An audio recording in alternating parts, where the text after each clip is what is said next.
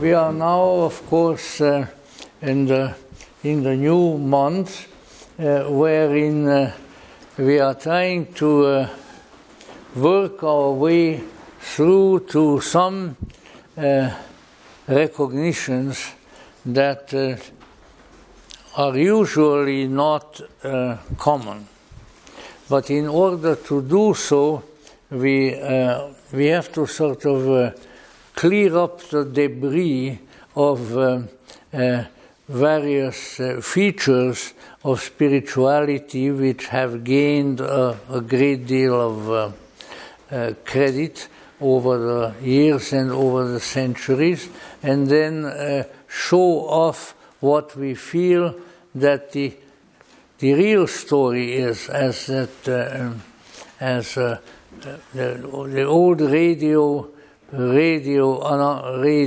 commentator, Mr. Paul Harvey, whom those of you who are old enough to remember will still remember. He had a sort of booming voice, and then he always said, "And now you've got the rest of the story." So that's the kind of the rest of the story is what we have to inject. So therefore, if we come up with some of the old story, or the story that we are not all that fond of first, then remember the rest of the story is coming.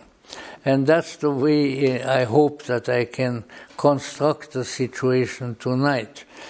Because, I thought to myself, and I'm so happy that you are here, I thought to myself, who in today's world would really be interested in the book of Genesis, especially the first 3 chapters of Genesis, and all this strange folderol with talking snakes and trees of wisdom and people being driven out of paradise with fiery swords. This is not the kind of narrative that tends to be very popular at this particular time. And then I remembered another story again, as I say, old people are into stories, and this one concerns a lady who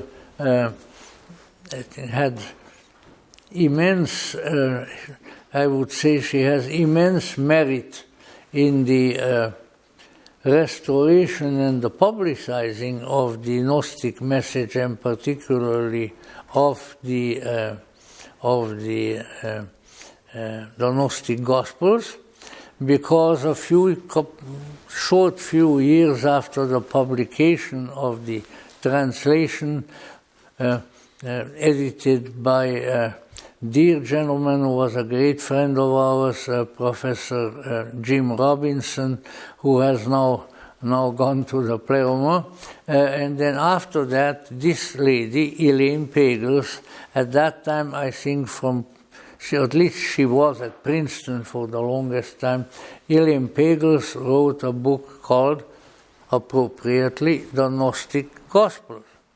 And so she called attention to this find and did, I think, very cogent introductions and interpretations of it.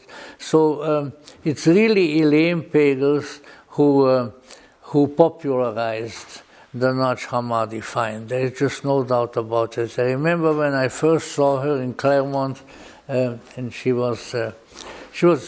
just came. It was before she published her book, The Gnostic Gospels, and I said, well, why have they got this young college girl up there, she had long hair that was popular at that time, and she was a pretty good-looking lady at that. And I said, no, that's not a college girl, that's Professor Pagel.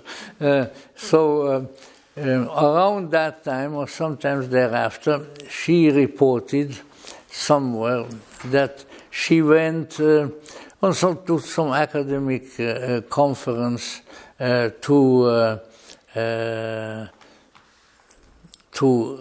Khartoum in the Sudan.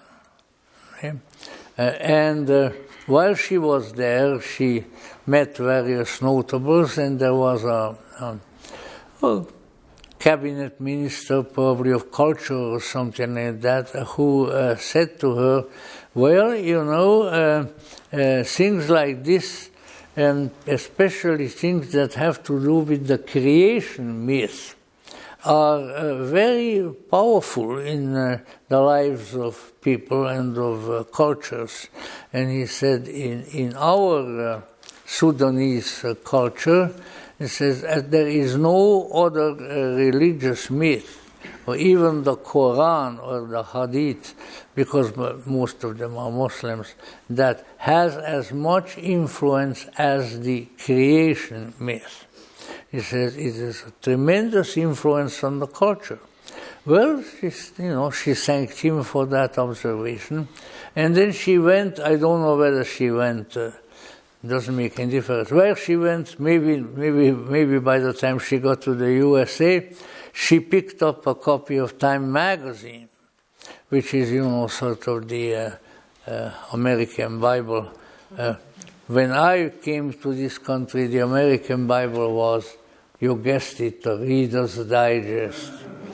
And it wasn't a bad little publication at that. Heck no. In any event, somebody had started this particular subject in Time magazine at that time, and people were writing in letters to the editor. And she said there were about 8 or 9 letters, I think, to the editor, it dealt with the cultures and changes in the culture and things of that sort. Every single one of the letters referred to the book of Genesis. And so Elim Pegel said to us, there is not only in the Sudan that the creation myth is so important. Now, I somewhat doubt that response would happen now, if even Time magazine would publish it. But whatever the case may be, this was sort of the incident that brought, at least to my mind, that yes, the creation myth that is in the back of a culture and that has been believed as being the account of everything, the account of how things came to be, is a very important factor in a culture.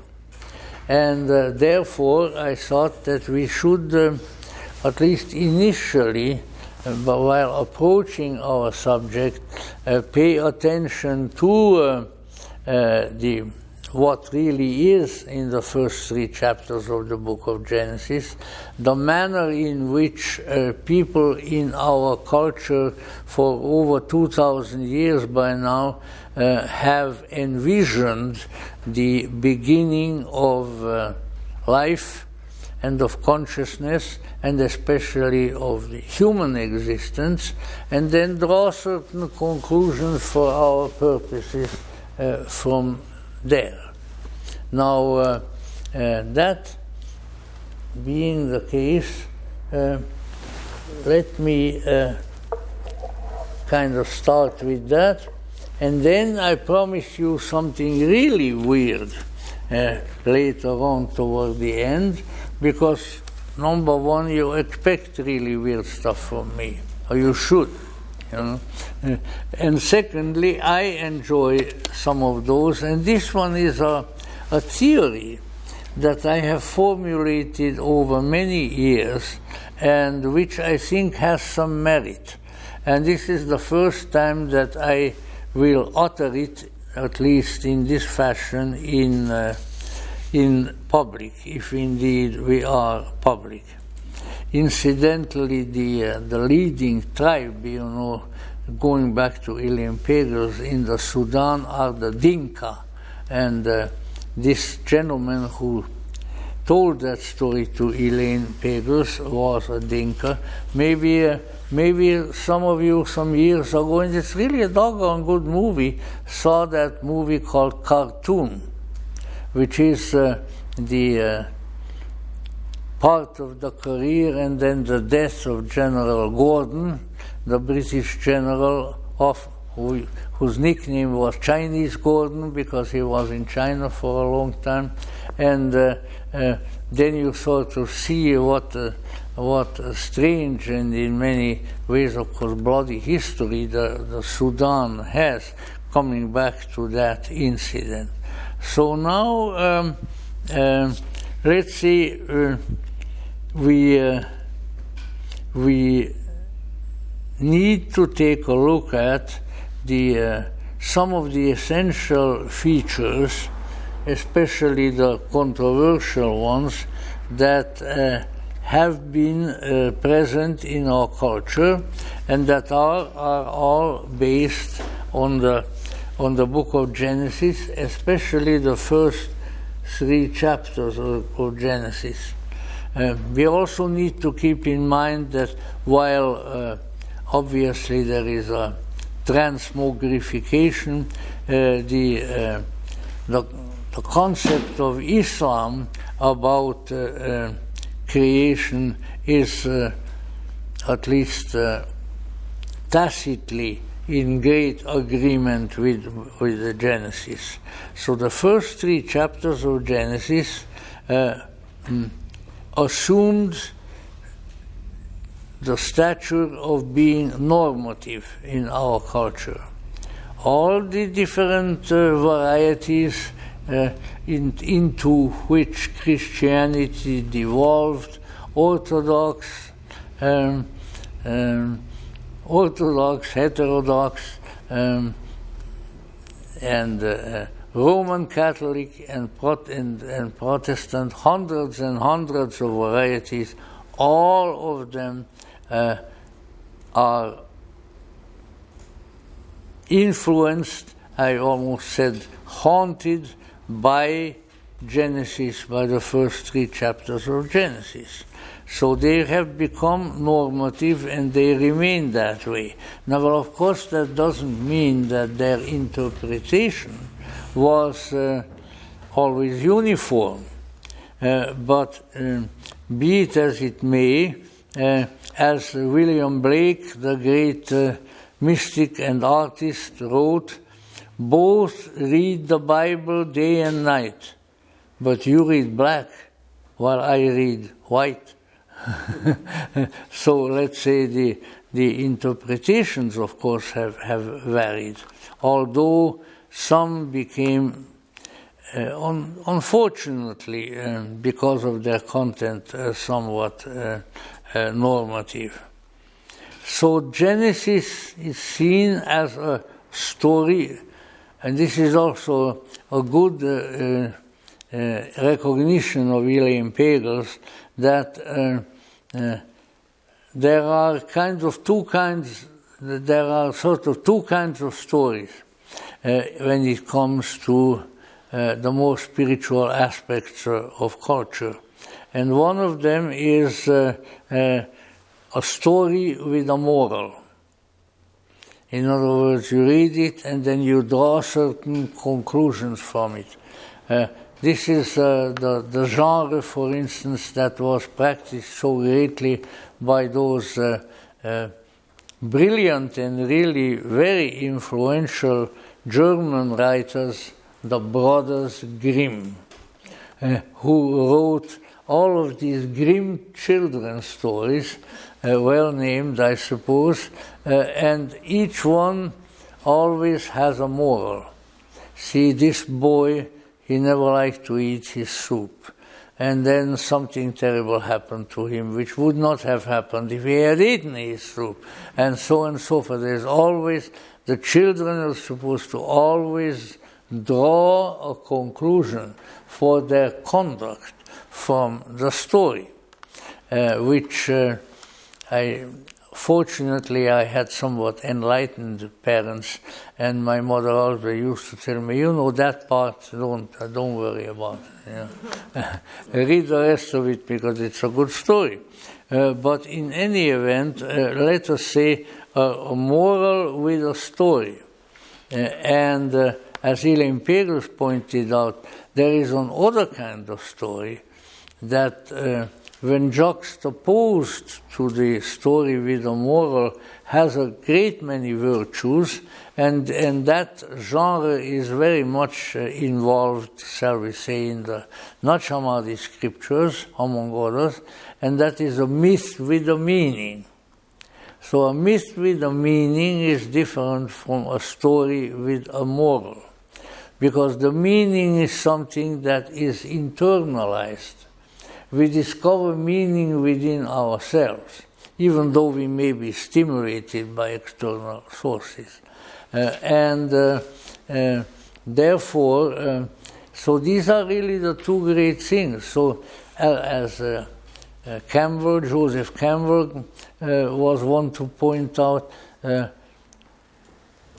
we always had a considerable body going clear back to the Greeks and the Egyptians before them of myths with meanings. But then they were eclipsed, although not totally obliterated, but eclipsed by stories with a moral. And at least Mr. Campbell, whom I had a great deal of regard for, really, really wonderful man, and Mr. Campbell felt that the granddaddy or the grandmother, to be fair to the genders, the granddaddy or the grandmother of the story with a moral is the book of Genesis, especially its early chapters. Now then, it is, and it has been seen to a very large extent as just that, as a story with a moral, and even history with a moral, because it is to this day accepted as objective historical truth of some sort by a very large number of people, although I imagine at the present time maybe some of the strong of believers having diminished, but it is still there. So a history with a moral is even more, shall we say, impressive, and at the same time also mischievous, capable of making mischief. Now,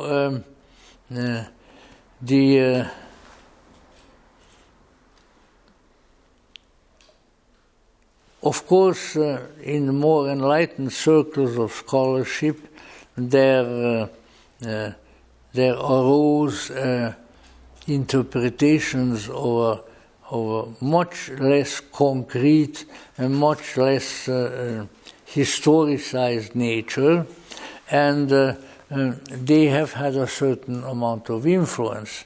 But the influence was mostly extended, let's say, to an educated class which tended to take up as his profession the religious ministry. And one of the great influences in that regard was a theologian and philosopher who I think is receiving too little recognition these days, although he was pretty famous in his name, named Paul Tillich. I had the good fortune by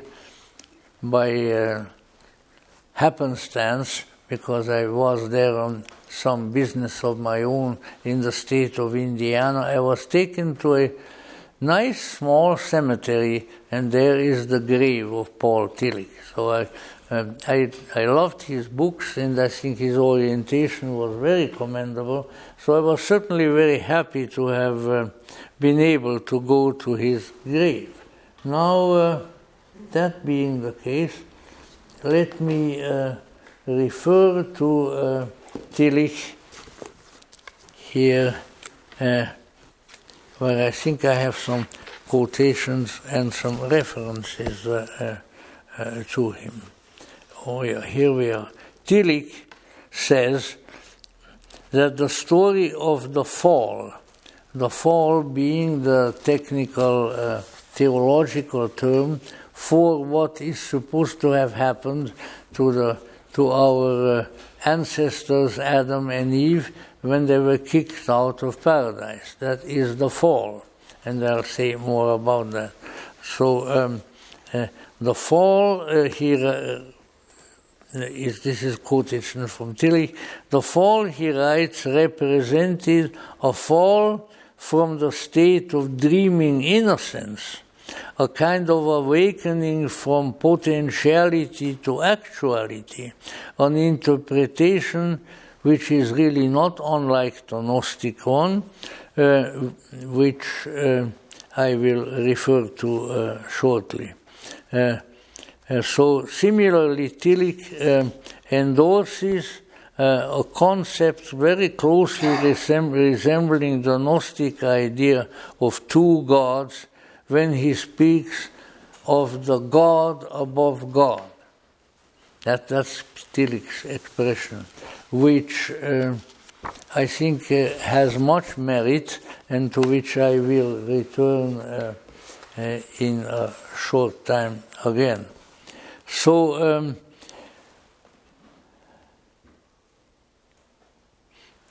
when we look at the Gnostic version of Genesis, the same kind of a story but told differently, we find some interesting little flashes of transcendental insight which can point to even greater insights beyond themselves.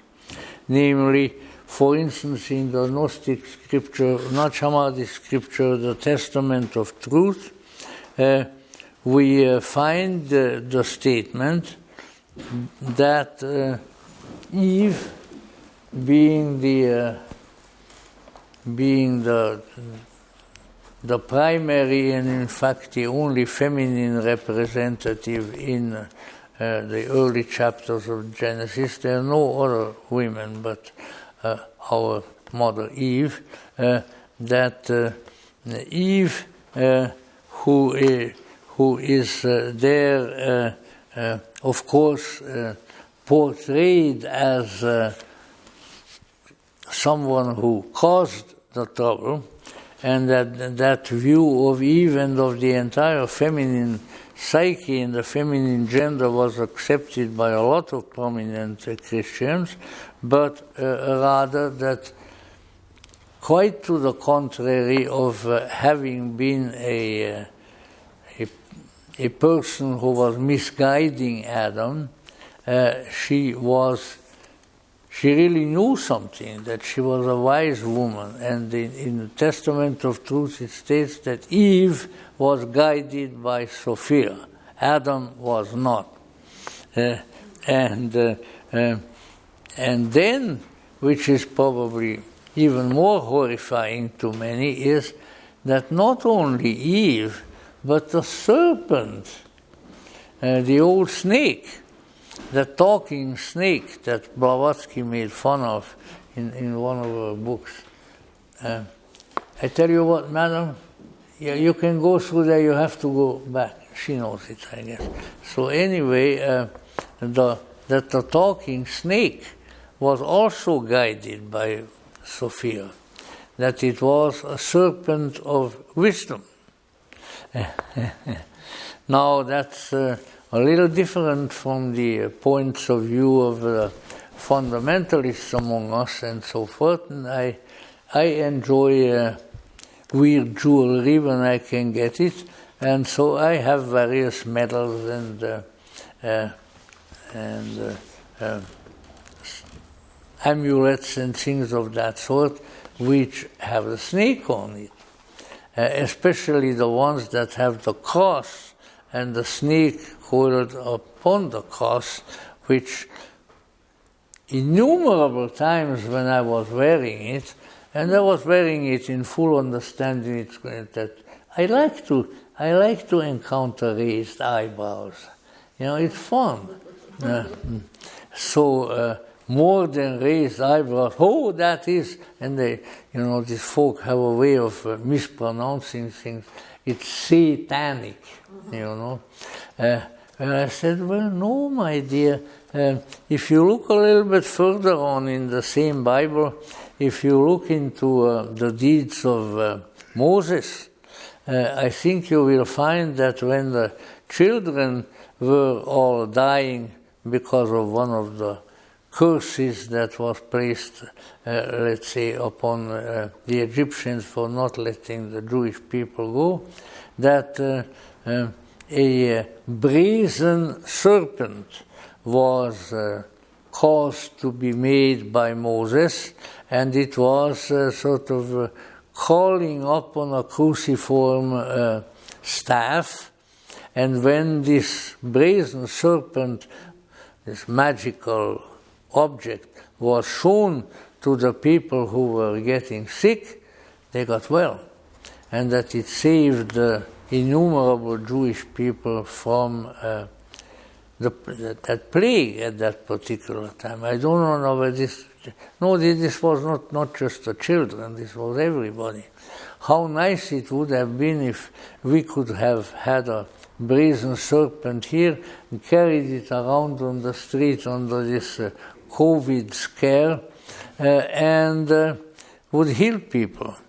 And very often, for a variety of reasons, in the symbols of the medical profession and the pharmaceutical profession, you find the snake.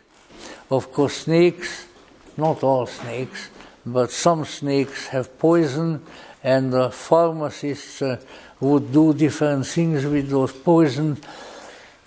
So it's understandable in that fashion also.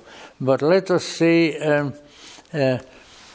that is of course a strange twist on the situation, which, needless to say, was not a normative story attached to the third chapter of Genesis. But of course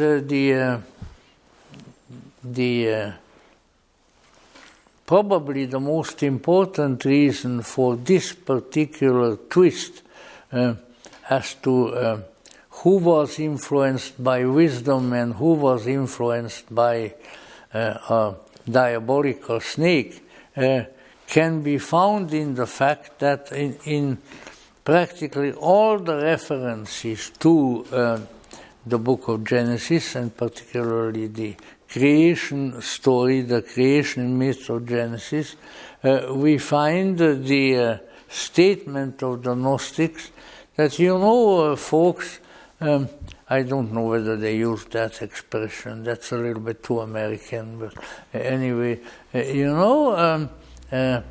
if you understand this story right, then you see these two there, Adam and Eve, and you will see that the way they behave and so forth, they seem to symbolize two important aspects of the human being. Adam symbolizes psyche, which is the Greek word for soul, and which was used way back in the early times already, and then certainly has been reused quite powerfully in depth psychology. So Adam, the psyche of man, which we would say, the functions of sensation, of feeling, of thinking, and of intuition, at least. And then, what about Eve? Eve, on the other hand, symbolizes what in Greek is called the pneuma, and in Latin the spiritus, and in English the spirit. So you might say the human mind, which is symbolized by Adam, and a wiser and more insightful and more possessing more foresight spiritual principle, who is symbolized by Eve, who in turn is a human representative of the divine Sophia. So here these two together, which of course are both present in a human being, are from a deeper point of view, the couple, the initial couple in Genesis. So that is really of considerable importance. So what is it then that is present but apparently disguised and distorted in the first 3 chapters of Genesis? So the Genesis in the Gnostic view, as far as we are able to discern from the few scriptures that refer to Genesis in Nag Hammadi and so forth, that Genesis is a camouflage, a disguise of another story, which I shall now sketch out very quickly for us. This is the Gnostic secret myth of the creation story, beyond and behind the official creation story. Now, this is to the effect that when we come into the world, or maybe in this case, when humanity comes into the world, just as a sort of a general psychological condition, we are pretty naive and from a certain point of view, I imagine, pretty stupid. I mean, I haven't seen I don't know, a 1-year-old child who equaled an adult Einstein. So, you know, it's undeveloped, it's primitive. So we have the human who doesn't understand much, needs to learn and needs to experience profound things if it is going to be become really insightful. And as far as one can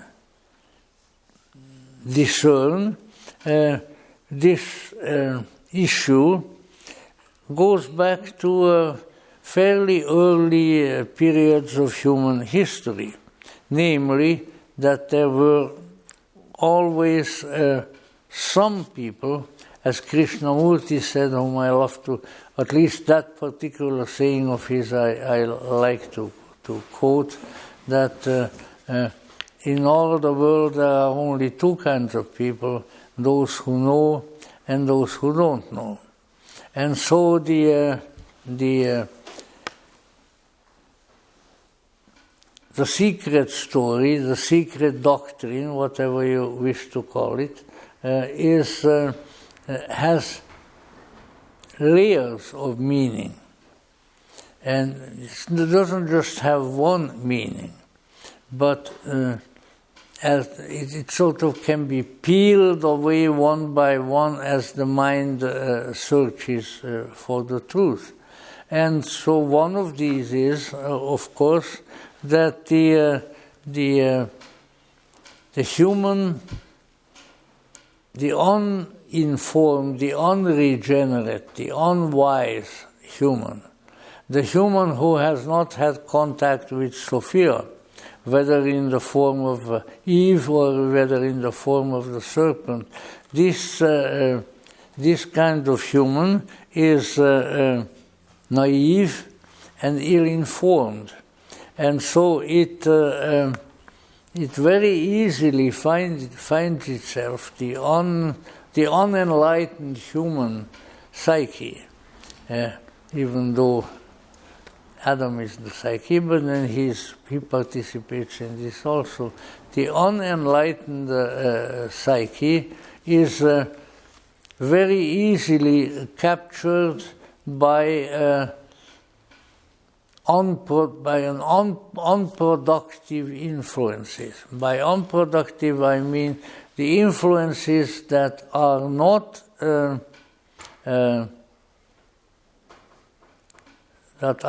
capable of leading the mind, leading the psyche to greater and to liberating insight, but rather the human finds himself in a fool's paradise. And now this is not just some kind of a primeval story or a primeval phenomenon, but it is always there. We may think that we have gone to all kinds of schools, we have gone to university, this, that, and the other thing, and the fact of the matter is that we are still, to a large extent, living in a fool's paradise unless we have broken out of the primarily physical and maybe in part intellectual environment of the culture and emotional, and see beyond that. If we are satisfied with the influences that come to us in society, maybe even in a family, but certainly in society, and we have not managed to break through the limitations of that kind of a view and see beyond it to something more transcendental and something greater, then we are in a fool's paradise. And perhaps the Garden of Paradise, or sometimes just referred to as the garden in Scripture, the garden is that sort of thing. It is a reality in which the humans are confined, but which doesn't lead really anywhere. It is not creative. It is, you get the feeling from it when you read the first 3 chapters of Genesis, and I must admit they are not my favorite literature. I don't read them every day. But we find that it's a kind of a Brothers Grimm story, and it's pretty grim indeed, if you don't mind the pun. But it does not lead anywhere.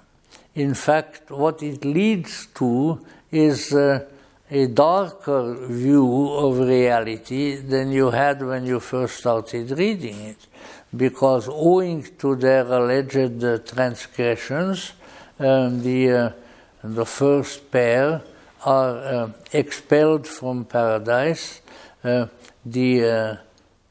good things that they have been partakers of are taken away from them, and they are expelled from that kind of reality to another one that appears to be much more difficult, much more stressful, and much less hopeful than the one that they have left. So it is a tragic story. It is the story of a loss. But when we look through the elements of the story, we see that loss in part occurs because the people, the protagonists, Adam and Eve, want more. They want something better. They are desirous of greater insight, of greater wisdom. And that is why they eat of the fruit and things of that sort. Now, that being the case, we need to keep in mind, and this is a little bit of historical interpretation. I'll have a more weird historical interpretation in a few minutes, but let's say the fact that the conclusions that people drew from this story have been very portentous and for the most part, I would say, unfortunate and malefic. Now, why?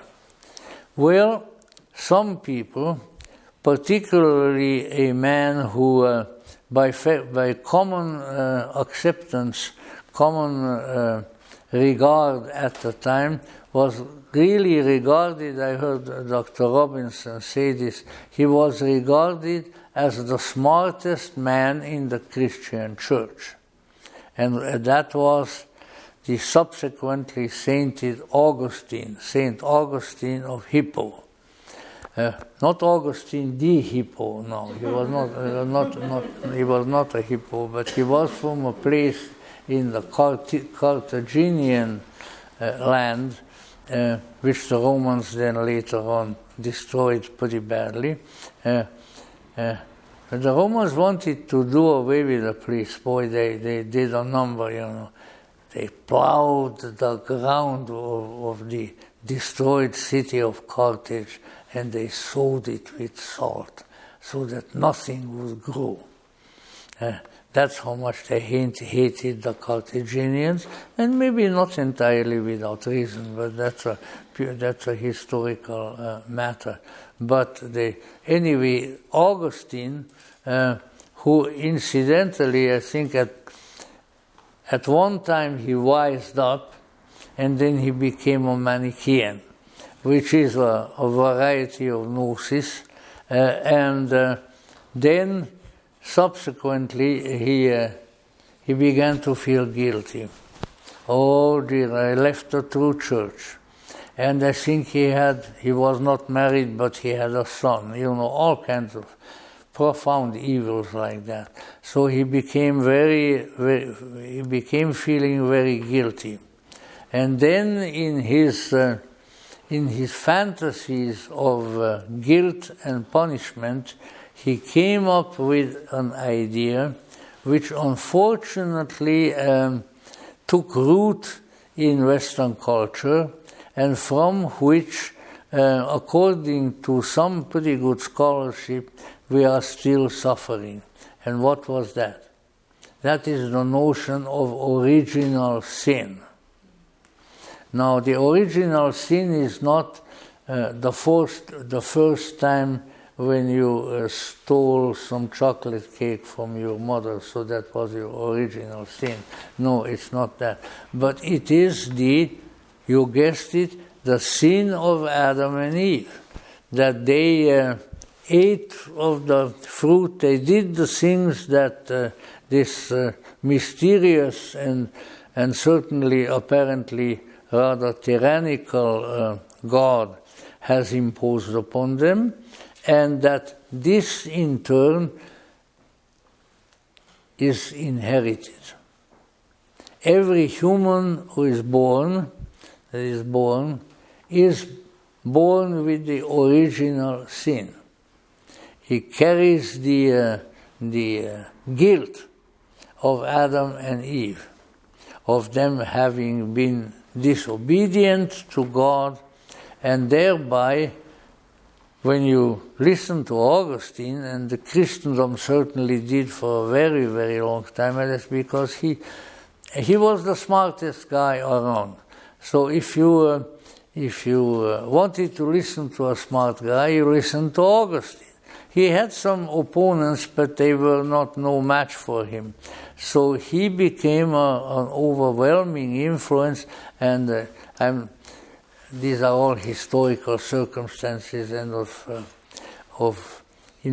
since we cannot do anything about them, are of not very great importance now, but let us say, interestingly enough, the Protestants, particularly John Calvin, but also Martin Luther to a somewhat lesser extent, they were all still, even though centuries and centuries after Augustine that they lived, they were still all crazy about Augustine. So that they very much believed in this. And so Protestantism, perhaps Calvinism a little more than Lutheranism, which are the two initial branches, that was really still dominated by the guilt feelings of Augustine. We are all guilty, even when we are little babies, we are all guilty, and then we have to spend the rest of our lives undoing that guilt and placating the big angry God up in the sky. And of course, different religious sects developed their own approach to this, and often a very cruel one. And people always talk about the Inquisition, which of course was a pretty nasty institution, and which had largely political reasons, especially in Spain, because Spain was occupied by the Moors, who were Arabs, who came across from North Africa, and who established themselves and had several really flourishing, beautiful cities and kingdoms in Spain, and eventually militarily to be expelled. But let's say beginning there and then going on from there, the various Christian groups all cultivated guilt and tried to figure out ways to undo the guilt. If you feel guilty, then it's natural. I'm sure we all felt we did things when we were kids or later on that we weren't very happy about, and we really felt bad about it, especially if somebody is going to find out. And then we found various devices whereby we could alleviate that guilt. Now, some of the devices that religious people came up with, I can't see how they alleviated their guilt. I would say they would have added to it. Let me just forget about the Inquisition. Let's say, Carl Jung, jump all the way to Carl Jung. Carl Jung had a summer home, the Bollingen property, the Bollingen house, on the shore of Lake Geneva. Now, in addition to that, he had his residence in the city of Zurich also. But let's say, so he was there, and he loved it there. He had his own little sort of primitive little building that he built with his own hands, made out of stone, and he had a kitchen that was like something out of the very early Middle Ages, everything in a strange mythological fashion. And then, while engaged in various activities there, he could, as you can see from his autobiographical fragments, Memories, Dreams, and Reflections, he was one of these people who was sensitive to unusual things that were going on around him and probably primarily within him. So you might say he was psychic, if you want to use that term, but anyway, he was a highly intuitive and highly perceptive Swiss doctor. And he left usually his wife and children back in Zurich, and that way they didn't pester him. And so he did his visions and his writing and various things out in Bollingen, on the far end of the lake. So there he was in the evening, sitting in front of his, I think in the doorway of his little house, and lo and behold, this throng of spirits. These people, Blavatsky would have called them spooks. These spirits came marching along. They seemed to be coming from the lake. Now, usually you don't expect ghosts to be dwelling in a lake, but that's where they were coming from. Vast groups, and they didn't pay hardly any attention to Jung. They were marching through his little house, and from there on up to the larger house, and seemingly they were on their way. And that is where then eventually, because this occurred several times, then eventually the spirits said to him, "We have come from Jerusalem, where we have not found what we were seeking."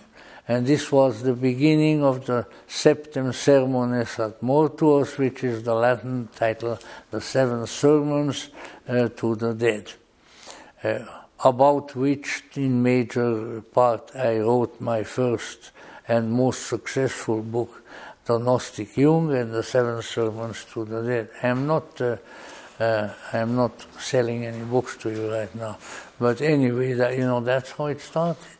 So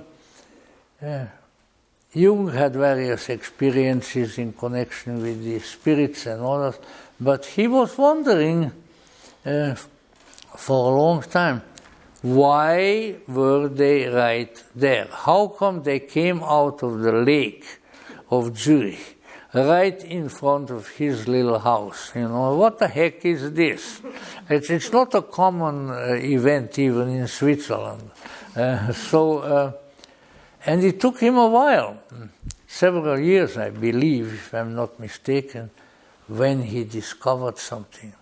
And what he discovered was that soon after the Protestant Reformation, when actually two Protestant sects, the followers of Zwingli, which is a good Swiss name, they always have an E at the end.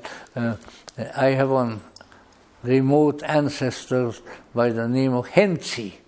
He was Austro-Hungarian general. But, the Swiss, those are Swiss names. In any event, Zwingli was a religious reformer, and Calvin was another one. Calvin was a Frenchman. His real name was Chauvin. I like to joke that he was the original chauvinist.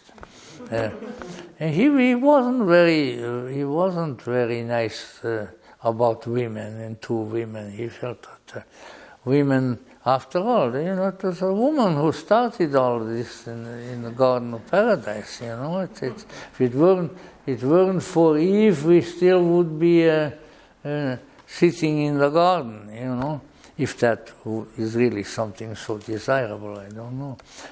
But in any event.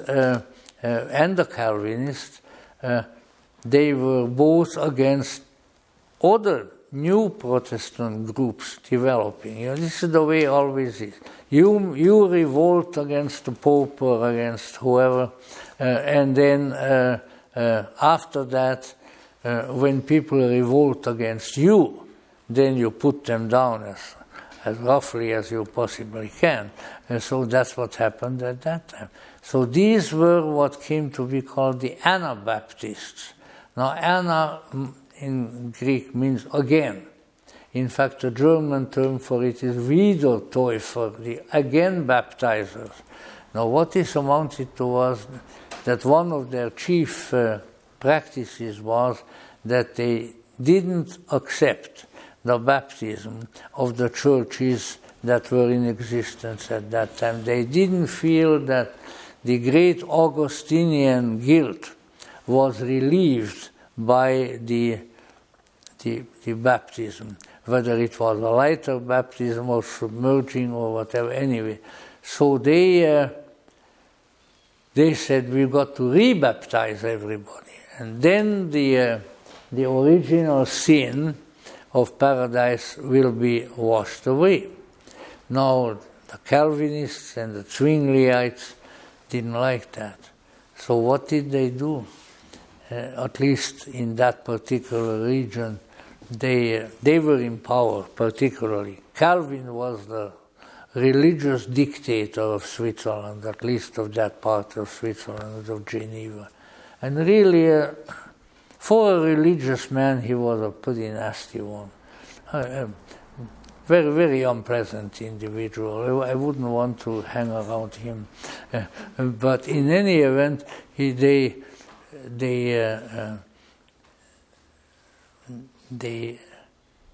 killed the overwhelming majority of the again baptizers by drowning them in the Lake of Geneva or other Swiss lakes.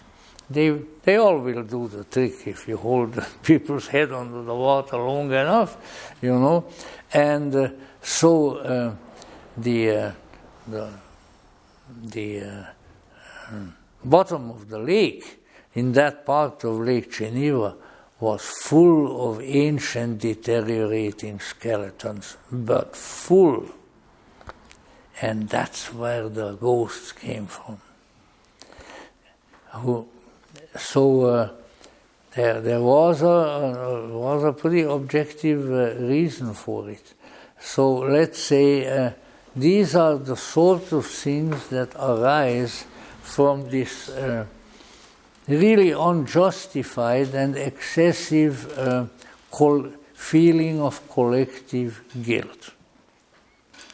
Now I am tempted to say something really controversial. And when I have such temptations, you know what I do? I yield to them. I yield to them. So watch out, watch out. You see some of you walking out, well, sorry, you didn't, bye-bye, you didn't wait for the coffee. You know, but here is what I'm saying is that this principle of collective guilt, which means, you know, if I do something bad, then I'm guilty. And in our system of justice, if things go okay, well, I'll have a lawyer or maybe two, and then they will either condemn me or mete out some kind of punishment and so forth, because we have, this is what we inherited really, not from the Christians, but from the Romans.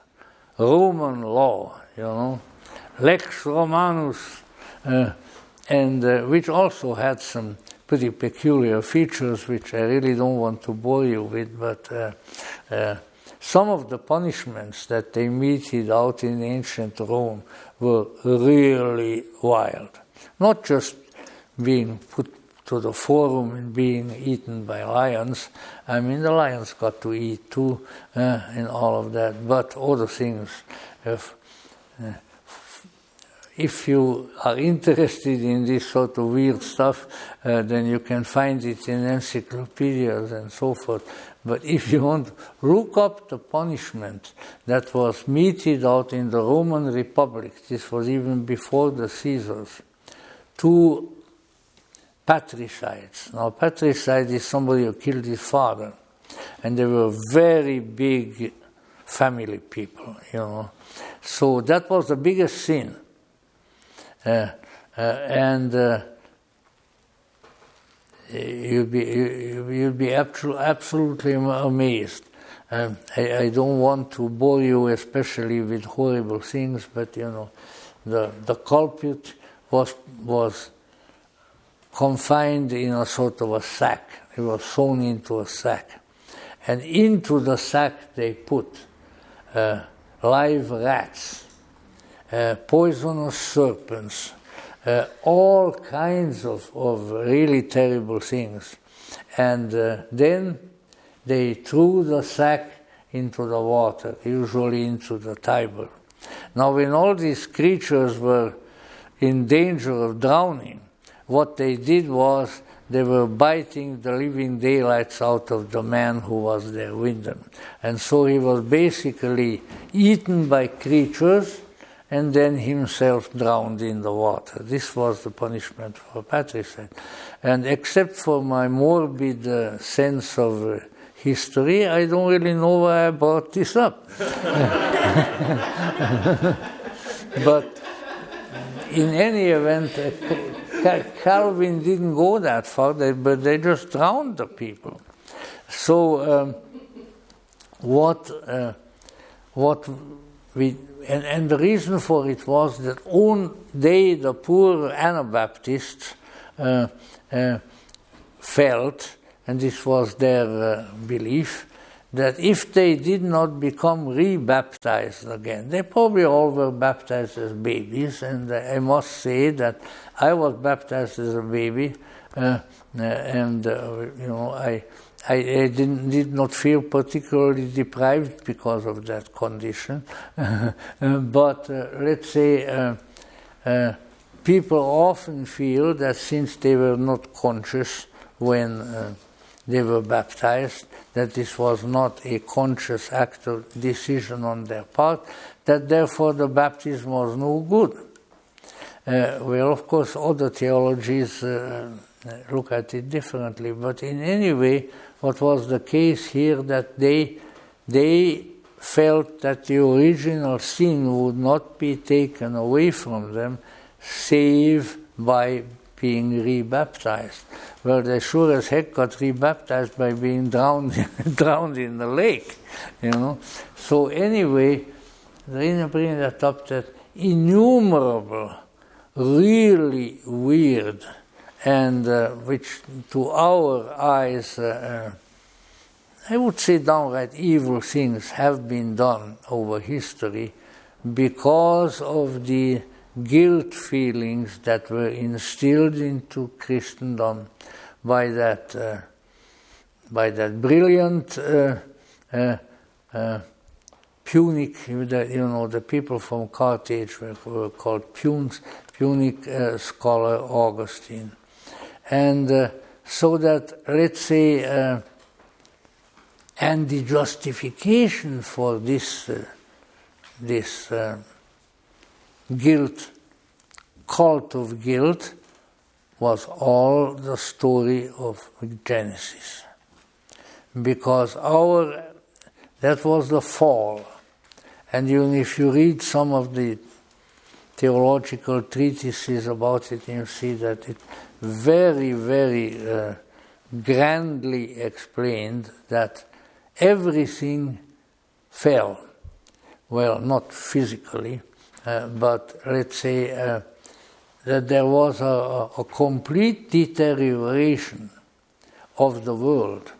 That the world became a pretty bad place, and as a good Gnostic, I tend to agree with that, became a bad place, but because of the sin of the first pair. So the transgression against the commandment, against the rule, by it isn't even named, I think. It's just the ruler of the garden, the ruler of the Garden of Paradise. The transgression against his rule destroyed the paradisical condition of not only of the garden, but of the world. And that everything took on a dark side as the result of that. Now, I will not disagree that everything has a dark side. I think we all have experienced that in one way or the other. Oh, geez, we think this is going to be a great thing, We're real happy about some development in our lives, and then we wait a while and say, "Oh, why did I enter into doing this?" Because after all, it has a very unpleasant dark side. A lot of people discover that about their marriages, for instance, and so forth. That's why there are so many divorces. So this, the darkness that is in the world, according to Augustine, is the result of the sin of the first pair of humanity in, as described in Genesis, and not only because it goes on, it is inherited generation after generation, and it is essentially the great curse of history. Now, I must admit that it is one way of accounting for the evils in the world. Sure. But is it really the best way of accounting for it? No. I'll try to account for it for a few minutes in a different way. But in any event, let's say that is probably the biggest shadow that is still upon Western civilization as the result of Augustine's interpretation of the first 3 chapters of Genesis. Now, I promised to make you mad about collective guilt. So I'm coming back to it, don't worry. If I want to say something nasty, I hardly ever delay too long. So here it is. The thing is, what was Hitler's motivation for killing the entire Jewish population, at least of Western and much of Eastern Europe? What was Hitler's justification? How did he justify the Holocaust? With collective guilt. They are bad. They are all bad. You know. I remember my father arguing with some Nazis and Nazi sympathizers. He said, I have known Jewish people all my life. They were not worse than other people. Some of the worst people I met were not Jewish. So what the hell are you guys talking about? You know? But this was the thing, collective guilt. And they would come up and say, the Jews are merchants and they cheat people. Well, other people are merchants and cheat people too. You know? But in any event, it was a principle of collective guilt. We could go on from there. The immense number of intellectuals, aristocrats, clergy.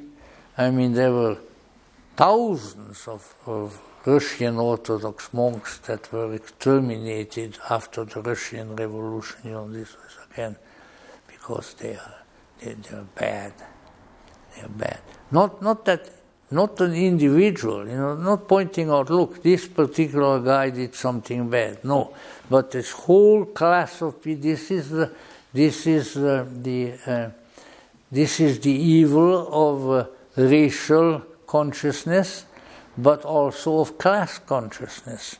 Because whether you kill people and burn down their houses because of their race, or because you do the same thing because they had a title of nobility, or whether they were rich people, it's the same kind of horrible thing to do. Because it is the principle of collective guilt.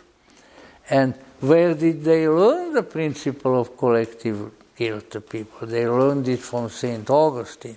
They may not own up to it, but they did. And it is a curse upon our civilization. You see, you people are bad. And this is the thing. I heard that so often, you know. And the thing is, there is no you people. And yet, you know, by a strange twist of historical unreason, it's precisely the collective guilt that is being taught now in our schools, and instilling resentment and hatred in little children because of alleged historical circumstances centuries ago. So it's always there. And where does it come from? Augustine and his original sin. Now I beat upon Augustine long enough. He must be full of bruises. And now what are the conclusions to be drawn from this quickly? Because I have something else that I need to tell you. So the conclusions to be drawn are that from originally probably often well-intentioned and commendable sources, there arise teachings which sometimes can have very deleterious and long-lasting consequences. Look, when did those two rascals, Marx and Engels, when they around I think the Das Kapital was issued around 1848, 1849, It's a long time ago, for heaven's sake. And look at the evil things that resulted from that. Here are two intellectuals sitting around in the reading room of the British Museum, and churning out ideas about capitalism and its evil and the virtues of socialism and all of that. And all this time later we are still suffering from that balderdash. And then, of course, this gets worse, gets a little better, but this is what happens when, especially when a collective theory is being foisted upon humanity. And also collective resentment, collective anger has the same effect. I have seen and heard a good deal of that in the part of the world where I lived. We had connections with the Balkans. My father used to take trips down to Bosnia, Herzegovina, and to Montenegro, and they were around there. And by gum, every family, that's an exaggeration, but a lot of families had a grudge against one or two other families. And if they had an opportunity, boom, out came the guns, usually 18th century guns that are as long as from here to half the room, and they would kill the others. Why? Oh, well, his great-grandfather, he killed my great-grandmother. See? So we got to kill him. And it goes on and on and on. It's a terrible thing. I mean, it's bad enough to have the kind of criminality that we have. People want to steal something, people want to rape somebody, people want to do all kinds of reprehensible things, but usually on the spur of the moment. So be very careful not to get indoctrinated with ideas which have to do with past guilt. Somebody is guilty on a more short-term basis. I am not going to assume the guilt, real or imagined, of my grandfather or my great-grandmother. They did or didn't do what they did, but I am not going to feel guilty because of that. Now, I don't have to go into greater detail, but see what's going on in our culture. See how the collective guilt is being cultivated. And then you always have the rascals who try to take advantage of that. See? They'll break into your house, steal everything you have. Oh, well, your great-grandfather used to have slaves, and therefore I'm going to do this. Oh, yeah? Really? What's the connection?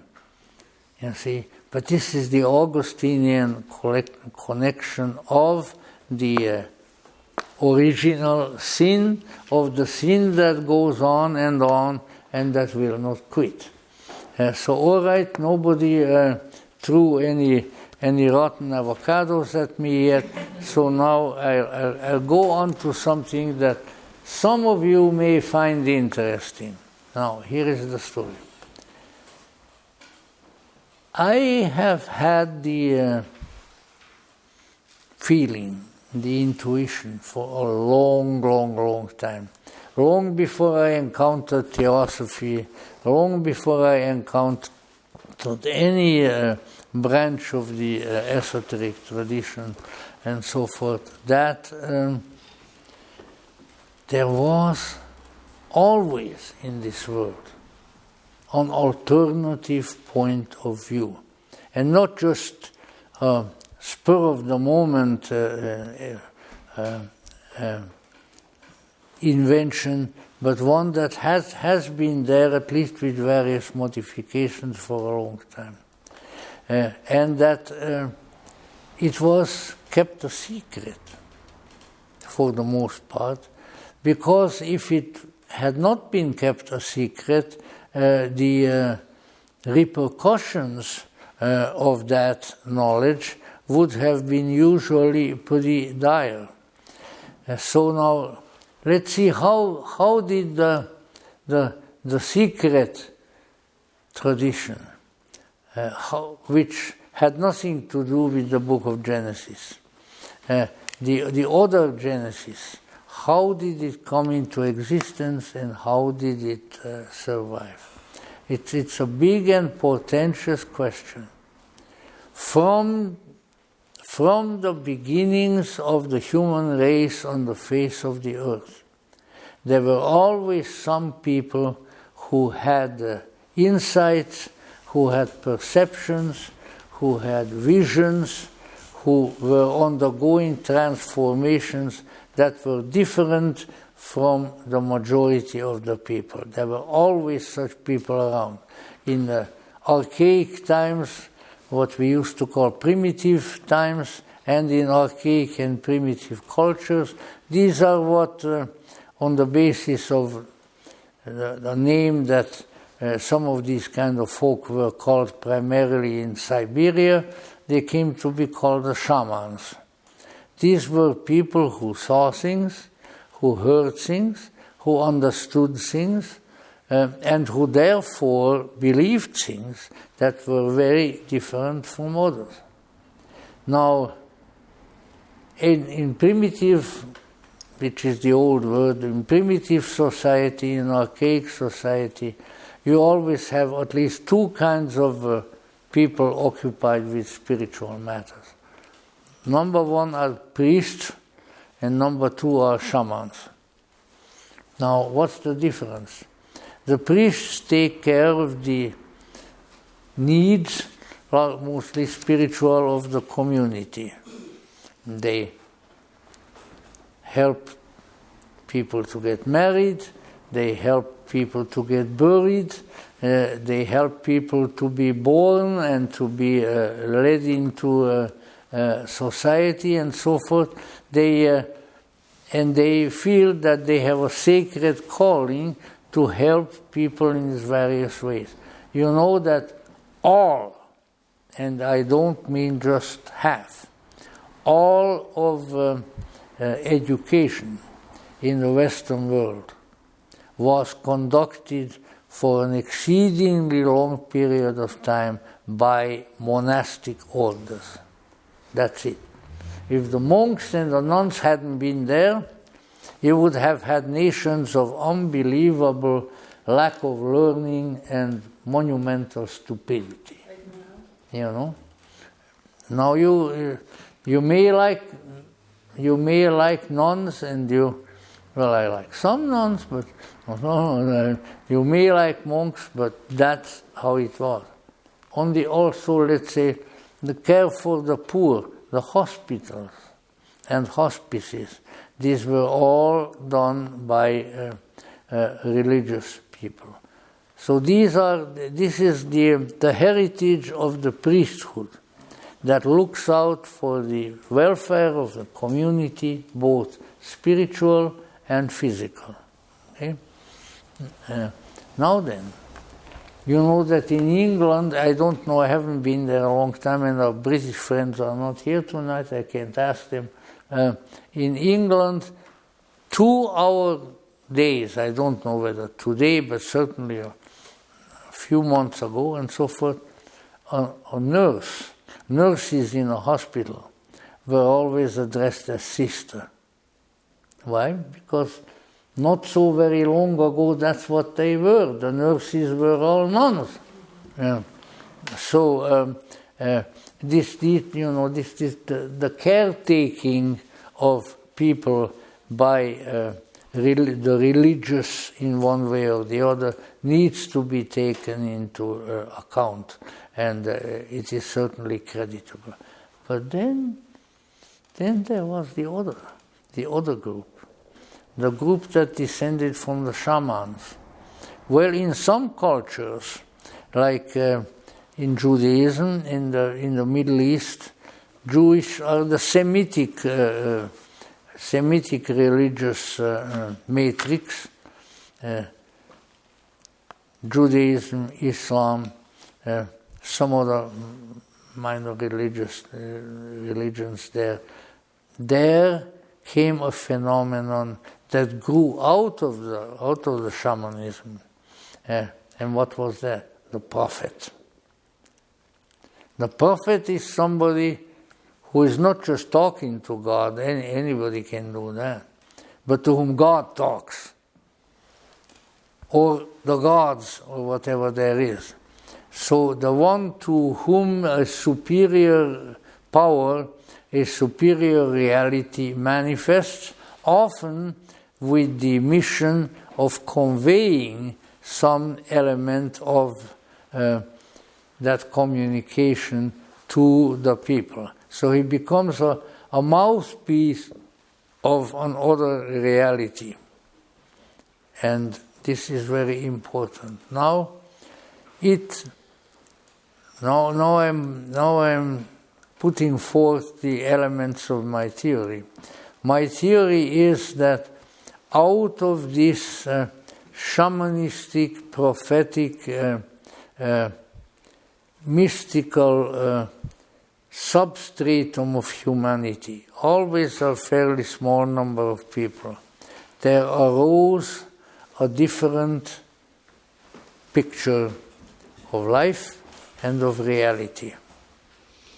So this is let's say this has become the alternative or esoteric doctrine. Maybe that's too. It's not really as much as a doctrine as it is an understanding of reality, a worldview, what in German we call a Weltanschauung, a worldview that is different from the majority, and at times is working harmoniously with the majority. At other times there may be conflicts, as certainly there have been. Now, let's see, what is the what did and do the knowers know?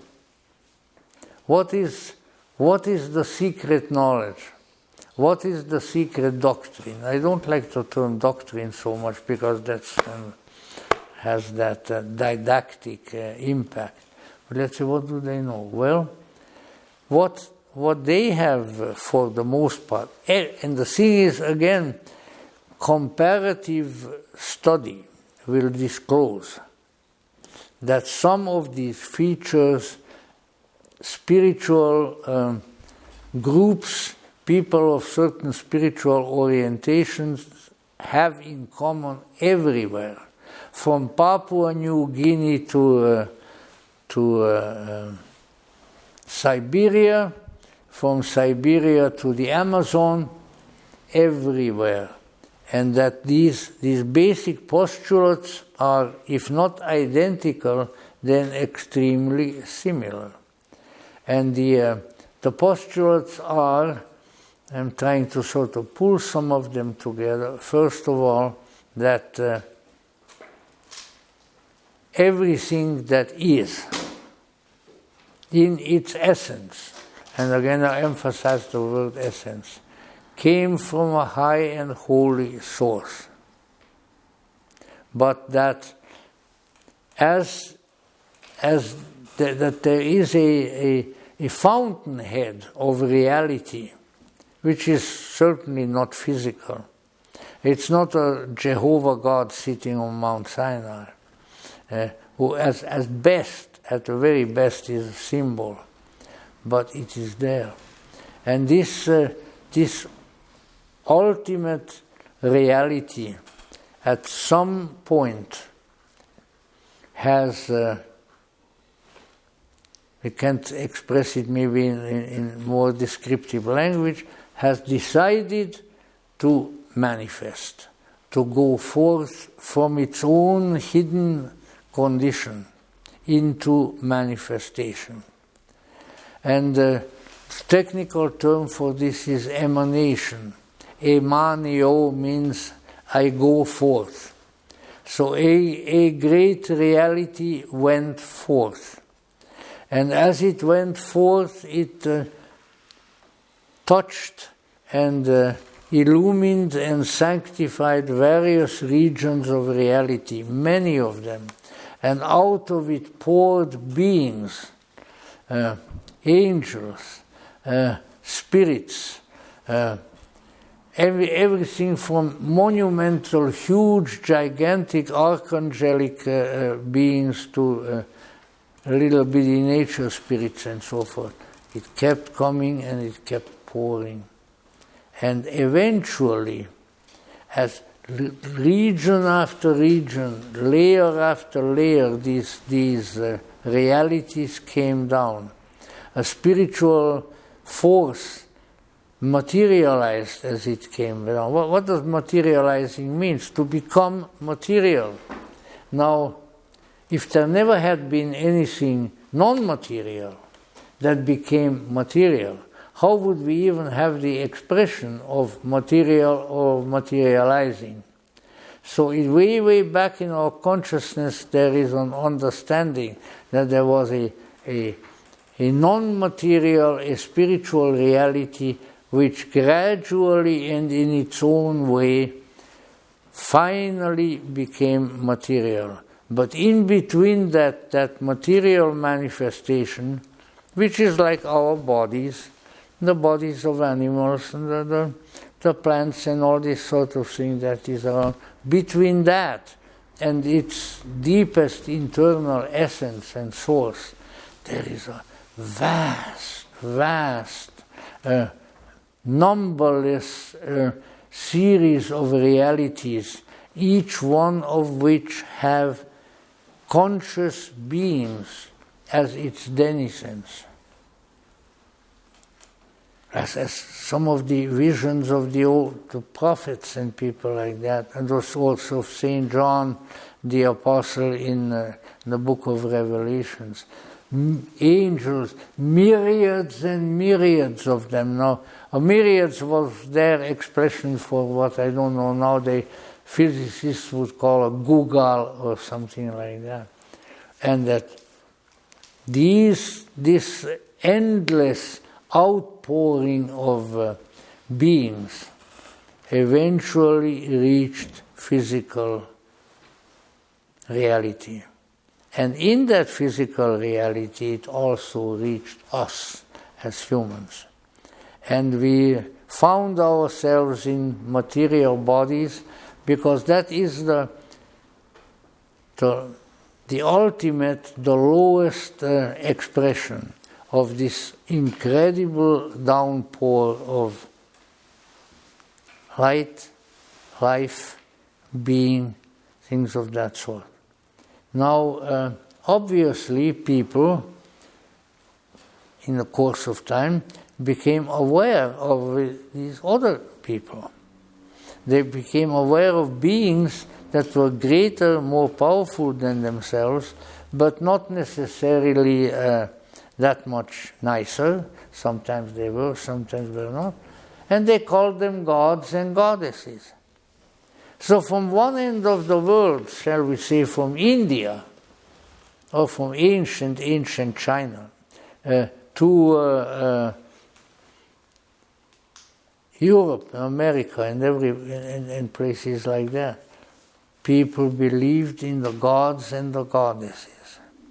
But that these gods and goddesses, powerful as they were, and sometimes if you study the Greek gods and goddesses particularly, I would say they were not only powerful, they were fun.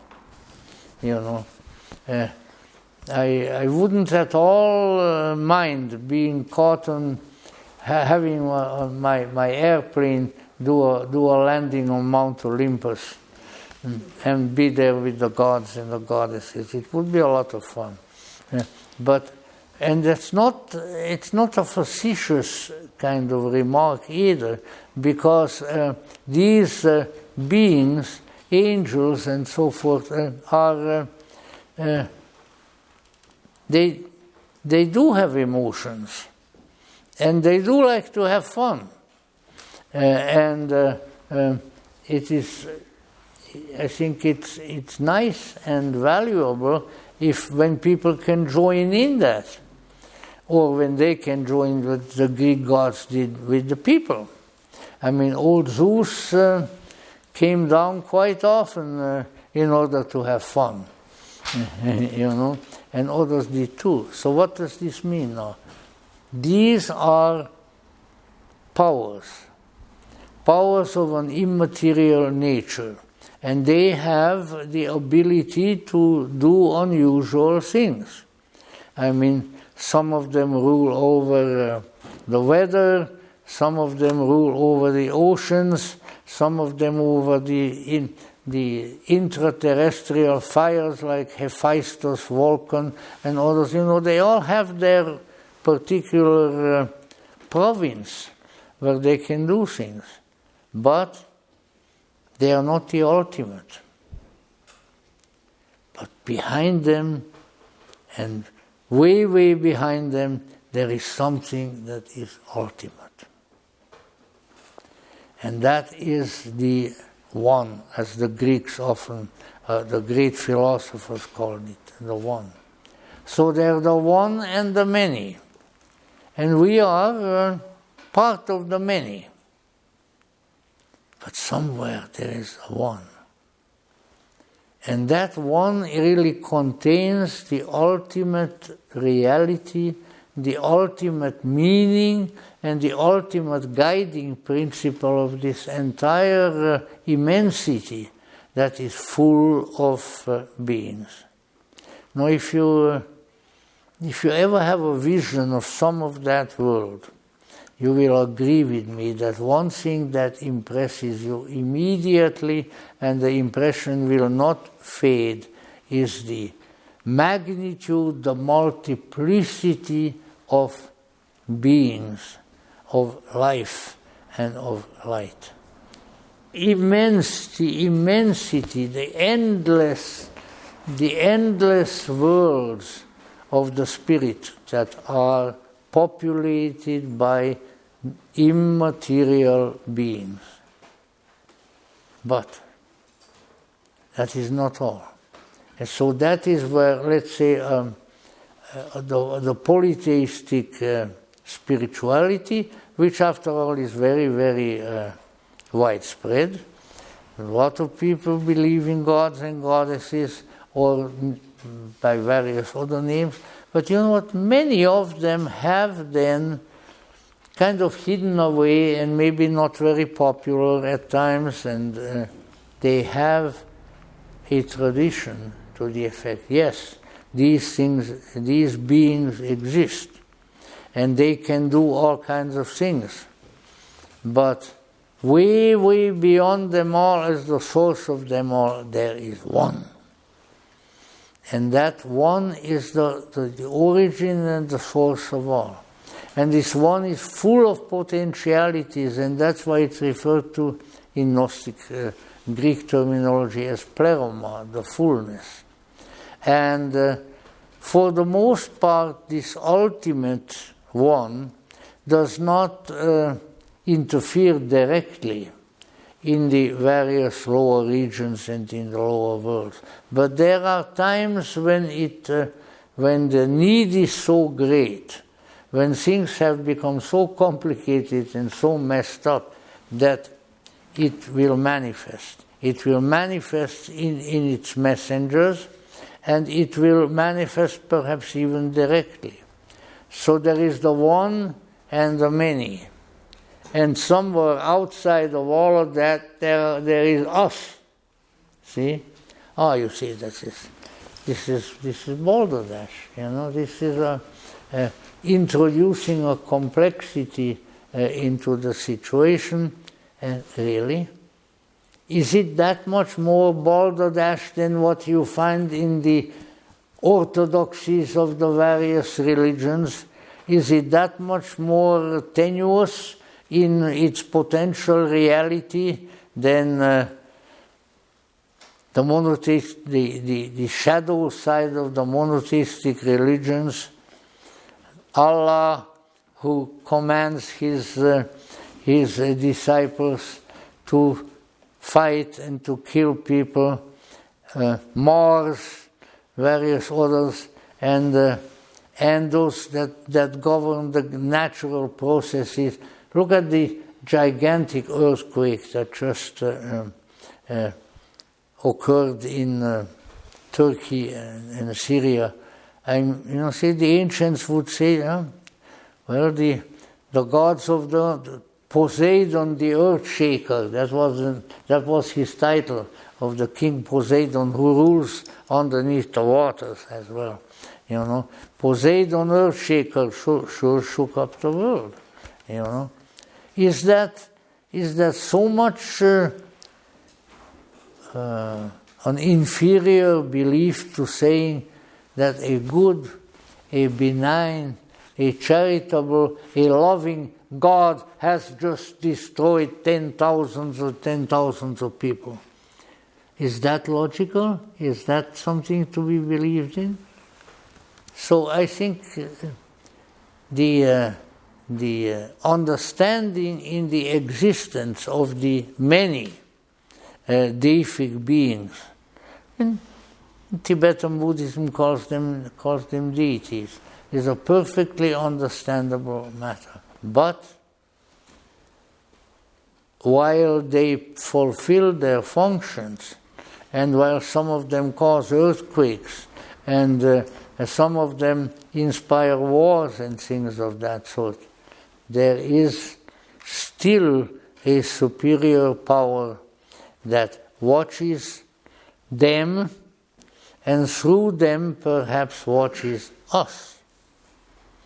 So there is the ultimate one and the in-between many, and then the other many, the material many down here. And somehow these realities have been experienced, they can be experienced, and when they are properly understood, this knowledge, this gnosis, can redound to the benefit of people like us. So knowing these weird and mysterious things, these unbelievable things, that are hard to believe. You know why they are hard to believe? Because they are not made to be believed in. They are made to be experienced. They are made to be known. We are caught in this idea that we have to have faith in this, faith in that, belief in this. You can believe anything. And then you have to wait whether this belief that you have imposed on yourself works out. Sometimes it doesn't. So that we can do. But there are realities in the universal being that have to be not believed but known. and they can be known, at least some parts of them, sometimes more of them, sometimes less.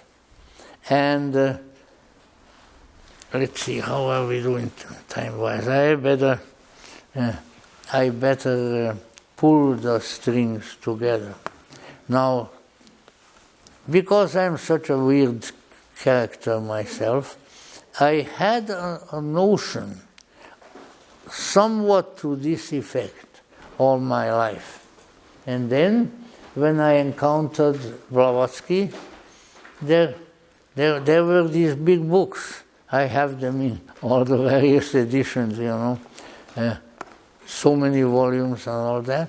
And these books were called The Secret Doctrine.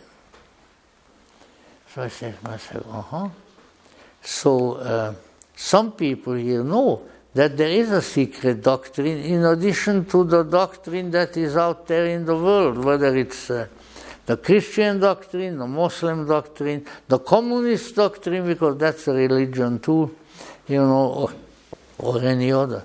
But there is a secret. And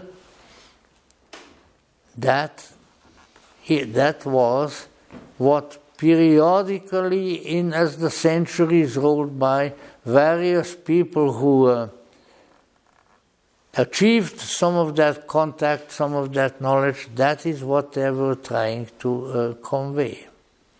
Now, that being the case, let's say the secret doctrine of Blavatsky. What was she trying to put forth there? First of all, she has a scripture which has been recognized as being a very obscure scripture that is used, what was used in Tibet and so forth. That's what she called the stanzas of Dzan. And the stanzas of Dzan begin with the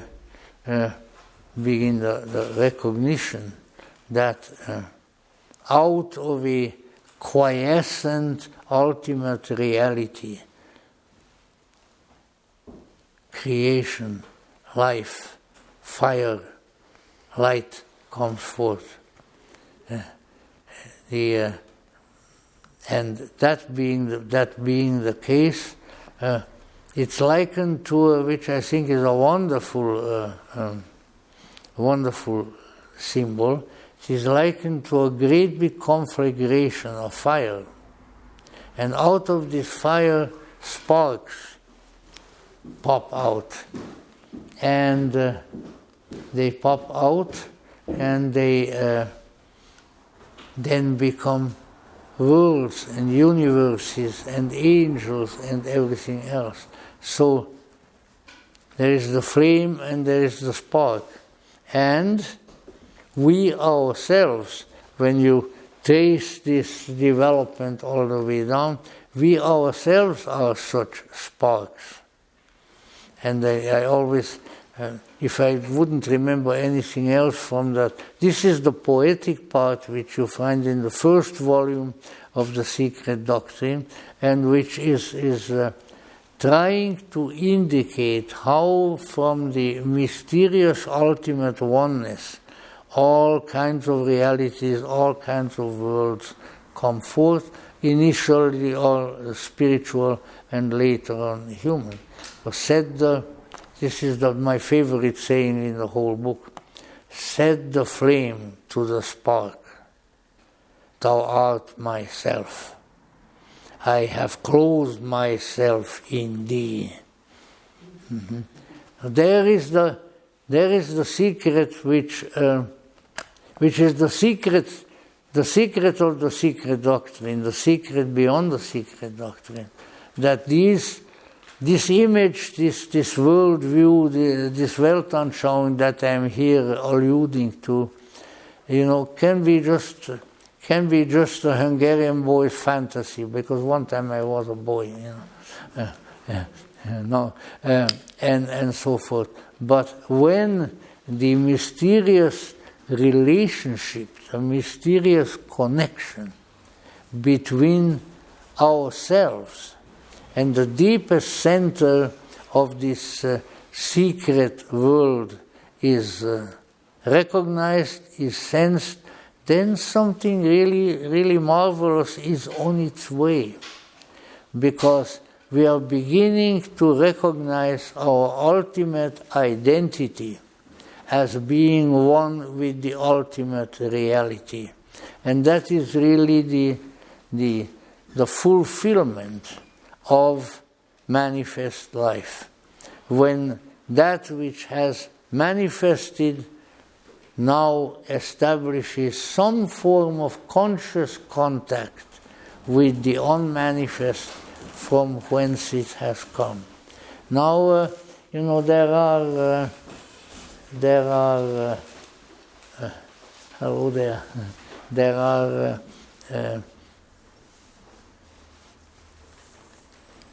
ramifications of this situation. And there are difficulties and shortcomings.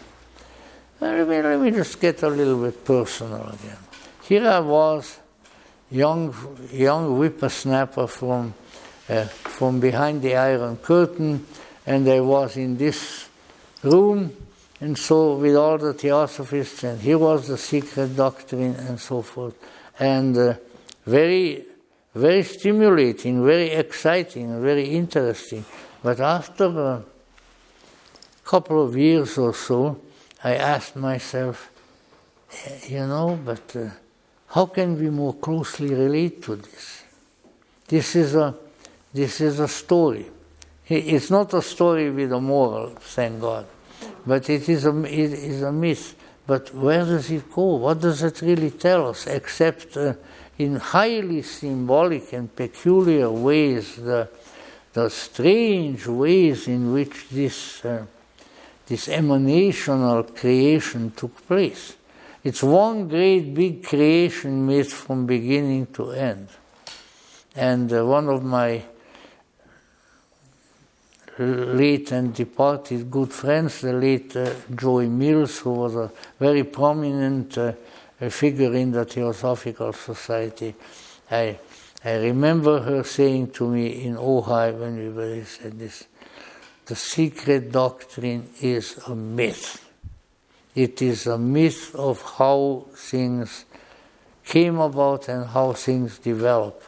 But because it is that, like all myths, you have to come to a point, you have to come to a realization.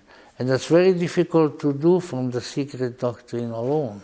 And that is why now these are not Joy Mills' words, but mine on the basis of various discoveries, that Madame Blavatsky, for instance, was convinced that she had another work to do, not just one book, and that other work would be the one that would show the relationship and actually the active possibility of interaction of the spark inside of us with the greater flame.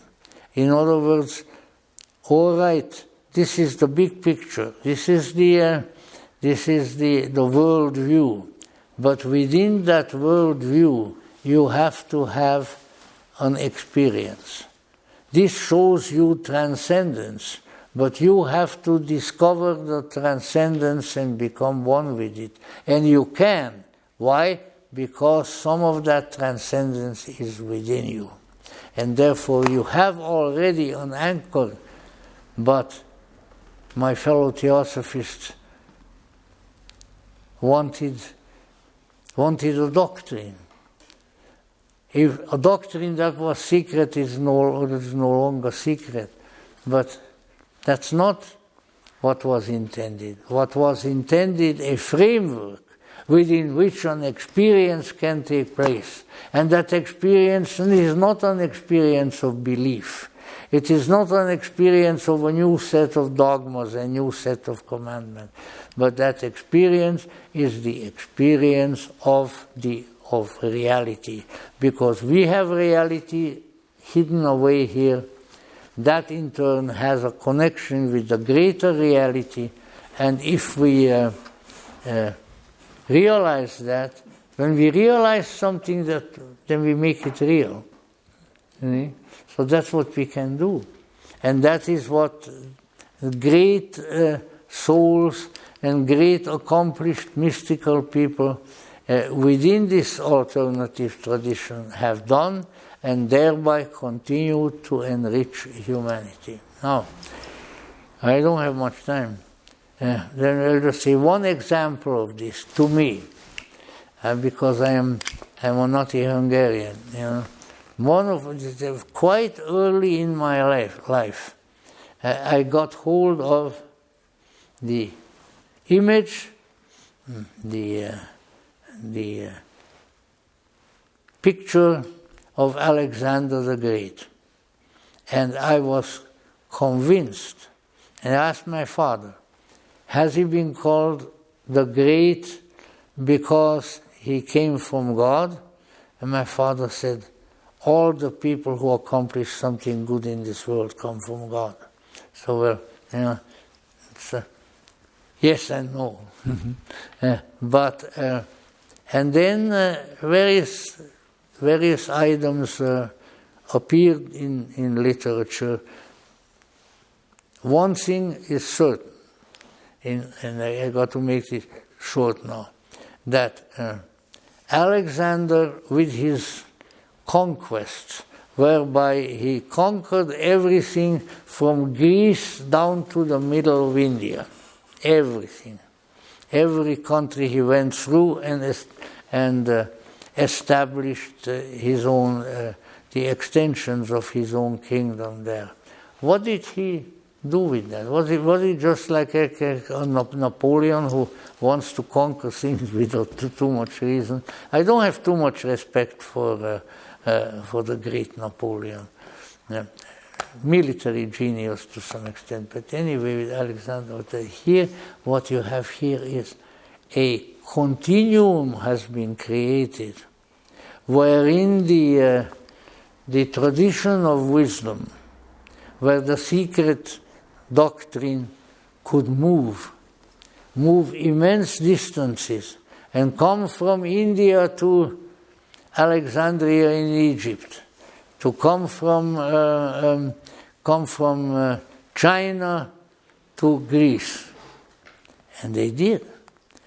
And the incredible flowering of spirituality for 500 years or so, give or take a few, in the Alexandrian period, the so-called late antiquity, was the result of the mobility that was allowed to those who wanted to carry the mystical tradition and others over an immense territory. And this created the foundation of spirituality for the future. Now I had this book with me last time, and I pass it around, don't worry, I am one who likes to share, but I came across, not terribly long ago, a book that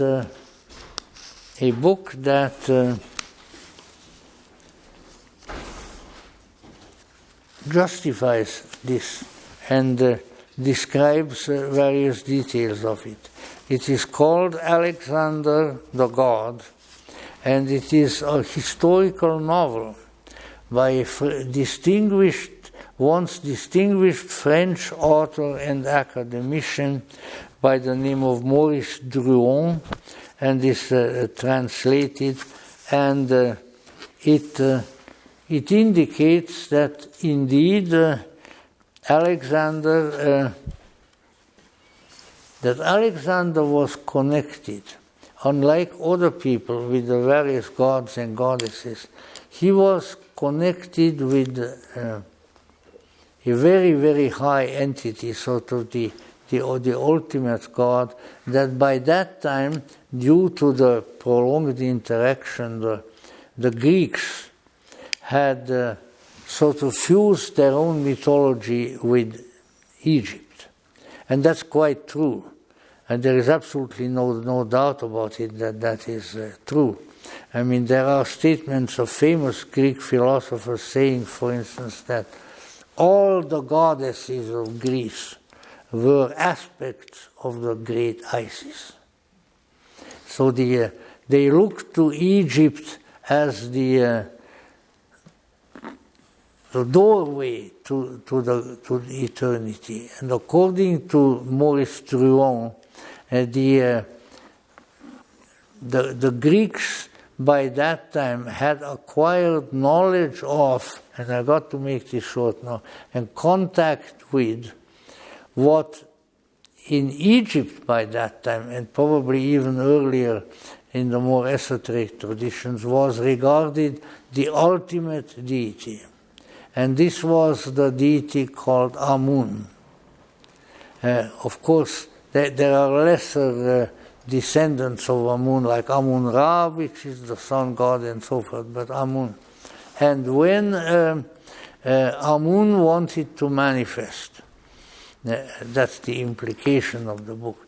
When Amun wanted to manifest, he inspired people in Macedonia and to tell King Philip that there has to be an embodiment, an incarnation of Amun is coming.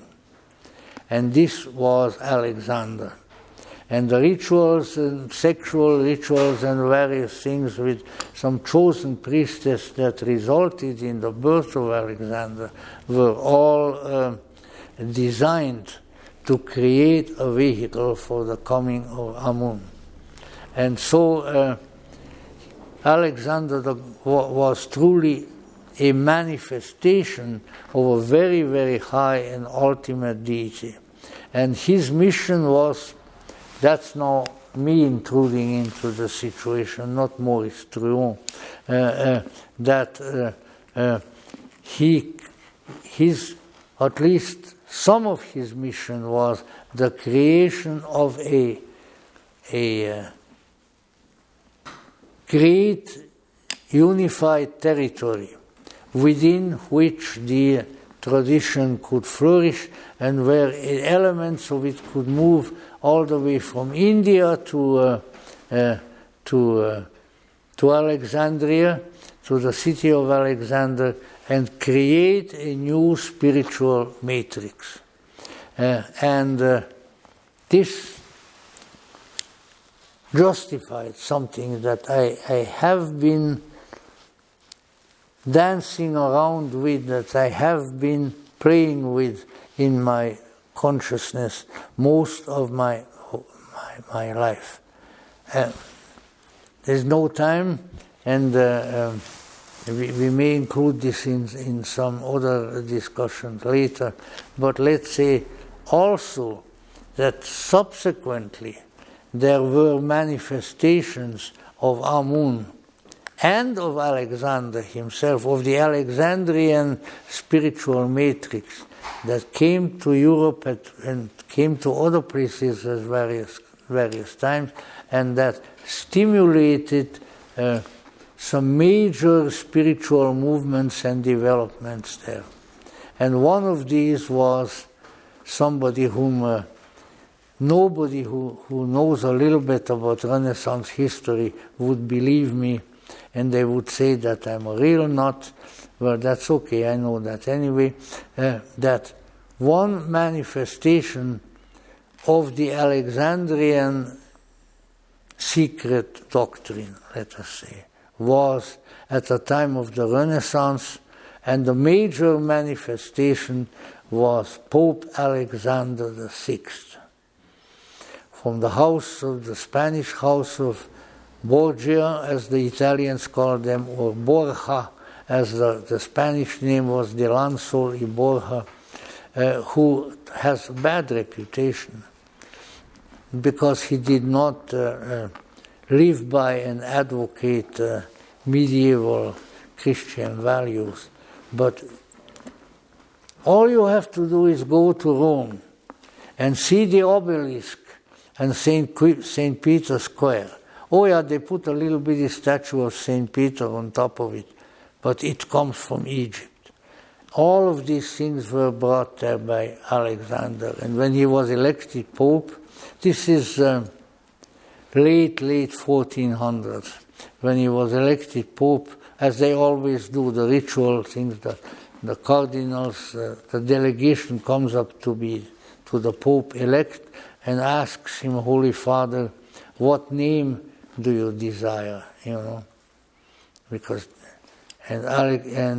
and Sergio Borgia, who had been elected, looked at him and said, we wish to have the name of the invincible Alexander.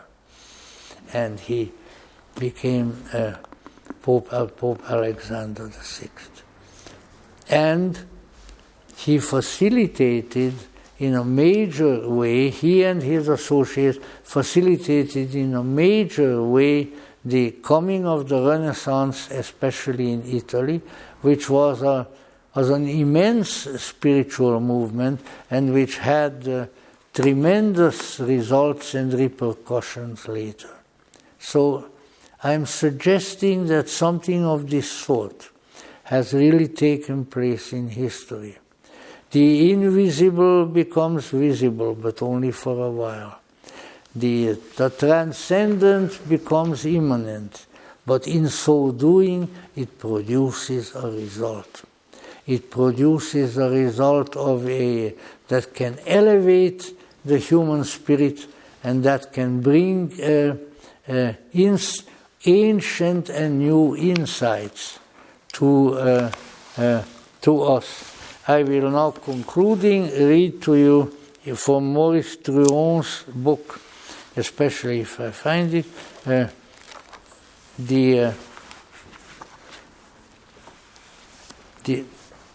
he wrote, this is written by the author, but this is the kind of monuments that people would erect or cause to be erected to themselves so that they would endure after they are no longer there. And this, according to Druon, is quite short, is the stele for Alexander. A stele is a stone monument upon which is written a sort of a message, real or imagined. And I read this now in conclusion. Sometime in the future we may come back to this strange subject. I am Alexander the very great, son of Ammon, of the ultimate God, king of Macedonia, hegemon of the Greeks, pharaoh of the land of Egypt, sovereign of Babylonia, Persia and Media, master of the lands of Asia and the Indies, to the country of the 5 rivers. My birth was foretold. I appeared at the end of the last sign to restore Ammon, the Most High, in his cult until the end of the time. The poets have sung my beauty. My strength and my courage have been without equal. The good fortune attending my enterprises has been incomprehensible. The peoples of 3 continents have bowed before me. Life and death have not weighed with their usual weight in my hands. No one has created so vast an empire in so short a time, fought more battles or founded more cities. No one has given his law to so many nations. I have been conquered only by myself. I have joined Achilles, Heracles, and Dionysus in the world of the gods. Incense has burned on my altars. My worshippers are legion. My example will haunt the centuries, but can never be surpassed. When the reign of Ammon comes to an end, and obscurity falls over the temples of Egypt, my origin and my nature will remain as an eternal enigma to the mind. And this is it. Now, I think that Maurice Druon caught something. He did not express it in prosaic language, but I think he was on to something. He was on to the fact that there is not just a secret doctrine, but a secret tradition. And it is a secret because until we discover it within ourselves, it will remain unknown to us. So we need to become our own Alexander. We need to become an embodiment of Amun, because his seed is already within us. And if we are going to contribute to the welfare, to the enlightenment, to the coming of greatness and goodness to this darkened world once again, because that is what for centuries and for millennia we have always been engaged in, and we will have perhaps our own stele, at least in our mind. We have, each and every one of us has a mission, and that is to represent, to embody, to bring forth the ultimate reality. What else is there that can be done? What else can there be to be done? That is the one thing that needs to be done, that should be done, and that with the aid of the divine ones will be done. Thank you very much.